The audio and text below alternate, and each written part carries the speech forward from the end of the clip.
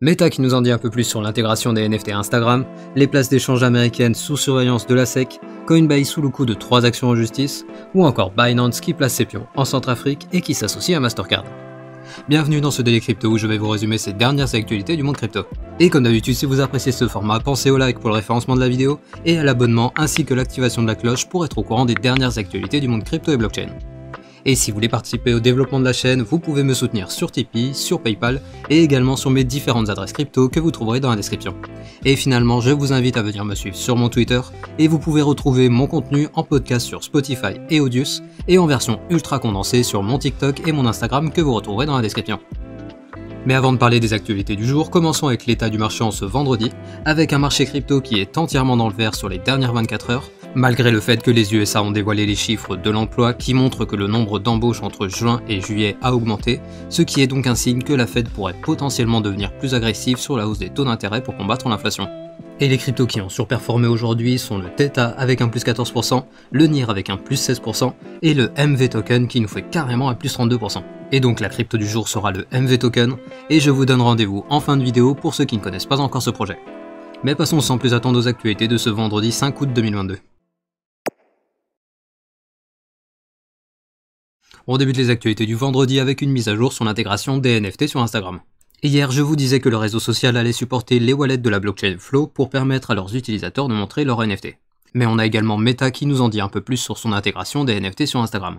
Tout d'abord, il faut savoir que depuis mai dernier, seuls certains utilisateurs américains avaient accès à cette fonctionnalité et désormais les utilisateurs et entreprises d'Amérique, d'Asie-Pacifique, du Moyen-Orient et de l'Afrique pourront montrer leurs NFT sur leur page personnelle. Et donc vous l'avez compris, cette intégration n'est pas encore effective en Europe. Et pour ce qui est des wallets qui sont supportés, on a comme vous le savez les wallets de la blockchain Flow, mais également les wallets de Coinbase. A savoir que l'entreprise a pris les devants sur les critiques concernant l'impact environnemental qu'entraîne l'utilisation des NFT, en déclarant qu'ils allaient investir dans les énergies renouvelables pour compenser les émissions. Bref, à l'heure actuelle, Meta semble être l'une des sociétés qui prend le plus d'avance sur la transition vers le Web3, et il va désormais être très intéressant de voir comment seront adoptés les NFT par le grand public. On continue de parler d'adoption avec Binance qui s'associe à Mastercard. En effet, en Argentine, les deux sociétés vont s'associer pour lancer la Binance Card qui sera accessible à toutes les personnes possédant une carte d'identité argentine. A savoir que la carte proposera jusqu'à 8% de cashback sur les achats, mais je précise qu'il s'agit d'une carte qui convertit directement les cryptos en fiat au moment de l'achat, donc ici on ne parle pas encore de paiement direct en crypto. Mais quand on sait que l'Argentine est le tout premier pays d'Amérique latine à pouvoir profiter de ce service et que leur adoption des crypto-monnaies est déjà bien avancée en raison de la forte inflation dans le pays, il y a de fortes chances que ce nouveau service accélère encore plus l'adoption des cryptos par la population argentine. Et pendant ce temps aux USA, il semblerait que toutes les places d'échange crypto feraient l'objet d'une enquête. C'est-à-dire que d'après les informations de Forbes qui cite une des sources proches de la sénatrice Cynthia Lummis, l'ensemble des plateformes américaines seraient sous enquête de la SEC, à savoir qu'il y a une quarantaine d'exchanges aux États-Unis, et vu l'adoption des cryptos par les Américains et les récentes affaires de faillite massive, il n'est pas très étonnant d'apprendre que la SEC souhaite mettre leur nez dans les affaires des entreprises crypto qui profitaient jusque-là d'un vide juridique concernant la régulation. Et désormais, il n'y a plus qu'à attendre pour voir si la SEC décidera d'inculper des entreprises crypto ou non.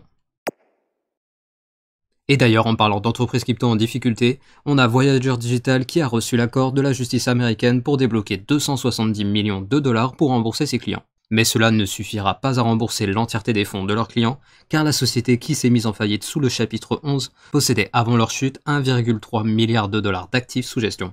Et je précise que la société est actuellement en négociation avec plusieurs entreprises dont FTX pour un potentiel rachat, et donc les clients peuvent toujours espérer que suite à ces négociations, ils pourraient potentiellement retrouver leurs fonds, même si pour le moment c'est loin d'être gagné. Et pendant ce temps, on a Coinbase qui est sous le coup de 3 recours collectifs. En effet, la société qui avait eu hier une très bonne nouvelle avec BlackRock est aujourd'hui assignée en justice par 3 recours représentant des personnes ayant acheté des titres de Coinbase. Ils accusent en effet la société d'avoir fait des déclarations fausses et trompeuses concernant les opérations et leur politique de conformité, c'est-à-dire qu'ils reprochent à Coinbase de ne pas avoir communiqué sur les risques de faille des cryptoactifs que possède la plateforme, les plaçant ainsi dans une position de créancier non garanti. Et je vous rappelle également que la plateforme fait déjà l'objet de poursuites concernant le listing de l'UST et du Luna de Terra. A savoir que la plateforme est également publiquement accusée d'avoir une politique de gestion de fonds similaire à celle de Celsius, avec une appropriation des fonds des clients qui deviennent la propriété de la plateforme, Et donc légalement, avec ce type de politique, Coinbase ne serait pas obligé de rembourser ses clients en cas de faillite. Bref, Coinbase va certainement être un peu secoué par ces recours collectifs, mais je vous rappelle que la plateforme est en 3e position au niveau mondial en termes de volume échangé, et donc il y a très peu de chances que ces actions en justice les mettent réellement en difficulté. Et du côté de Binance, on a Changpeng Zhao qui est parti en visite en Centrafrique. Et pour ceux qui ne sont pas au courant, je vous rappelle que la Centrafrique a récemment adopté le Bitcoin comme monnaie légale, et ils ont également introduit leur crypto, le Sandgo-coin, pour blockchainiser leur économie, et ainsi attirer des capitaux dans le pays pour financer le Sandgo Project, qui ambitionne d'attirer des entreprises crypto sur le territoire. Et donc le PDG de Binance s'est aujourd'hui rendu sur place pour échanger avec le président sur les questions de l'éducation, l'investissement, le cadre réglementaire et l'adoption dans le pays. Bref, alors que le pays fait ses premiers pas dans le secteur des cryptos, on a le PDG de la première place d'échange crypto au monde qui souhaite les aider à se développer et il place ainsi ses pions pour proposer ses services à la population centrafricaine dans un avenir proche. Et on finit les actualités du vendredi avec le flash du jour. Tout d'abord, d'après les données de CryptoQuant, il semblerait que les mineurs soient repassés en phase d'accumulation, car comme vous pouvez le voir sur ce graphique à l'écran, les réserves de Bitcoin des mineurs sont au plus haut depuis janvier 2021. Ensuite, on a Revolut qui se montre confiant sur la croissance du secteur crypto, car on apprend aujourd'hui qu'elle va ajouter 20% de personnel en plus à sa branche crypto pour continuer dans son ambition d'intégrer la DeFi à leur service. Et finalement, on a la Thaïlande qui va lancer une phase d'essai pour sa MNBC avec une sélection de 10 000 utilisateurs pour commencer. Parlons maintenant de la crypto du jour qui est le token MV du jeu Gensokishi Metaverse. Mais tout d'abord, le token est actuellement en 214e position avec une capitalisation de 537 millions de dollars. Et Gensokishi Metaverse, c'est quoi? Eh bien à la base, il s'agit d'un jeu MMORPG qui existe depuis 14 ans, qui a 8 millions de téléchargements et qui a été mis au goût du jour par les équipes pour intégrer les cryptos. En effet, le jeu a opéré une transition qui a permis de transformer l'ensemble des items générés par les joueurs en 13 ans en NFT, leur permettant ainsi de pouvoir être vendus, achetés ou transférés sur la blockchain Polygon.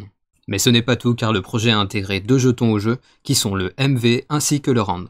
Et donc le jeton MV permet l'achat d'items dans leur métaverse et il est également possible de le stacker pour récupérer des jetons RAND qui ont plutôt une fonction de récompense. Bref, ici on parle d'un jeu MMORPG avec une équipe expérimentée et une communauté qui est déjà bien en place, qui a pris la décision de passer à la GameFi en intégrant une véritable économie interne au jeu au travers des tokens MV et RAND et de la tokenisation des items générés dans le jeu.